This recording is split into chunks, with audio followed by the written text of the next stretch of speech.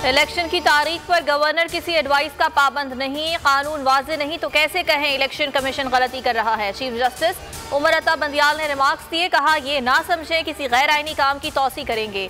Election commission ने हर सूरत जिम्मेदारी अदा करनी है। 90 रोज में इलेक्शन कराना आइन की रूह है। जस्टिस मुनीब अख्तर ने कहा, असम्बली तहलील के बाद वक्त ज़ाया करने की क्या ज़रूरत है, आइन और कानून की मंशा को समझें। जस्टिस जमाल बंदुखेल ने कहा, पहला सवाल ये है तारीख देगा कौन, इलेक्शन कमीशन की तारीख आने पर ही बाकी बात होगी। सूबाई इलेक्शन 25 अप्रैल से पहले मुमकिन नहीं, सदर का इख्तियार इलेक्शन कमीशन से मुतजाद नहीं हो सकता। अटॉर्नी जनरल के दलाइल, सुप्रीम कोर्ट में कहा इलेक्शन कमीशन फैसला करने का मजाज है, कह सकता है 14 अप्रैल तक इंतखाबात मुमकिन नहीं। गवर्नर और काबीना आइन के पाबंद है। निगरां काबीना इलेक्शन तारीख के लिए समरी नहीं भिजवा सकती। इलेक्शन 90 दिन में होना लाजमी है, ताखीर पर अदालत इजाजत दे सकती है। दलाइल मुकम्मल।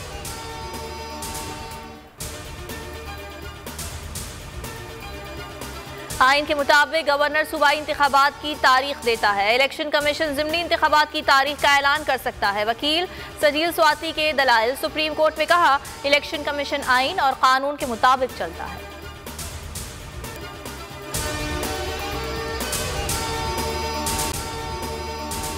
अगर आपको ये वीडियो पसंद आए तो लाइक पर क्लिक करें।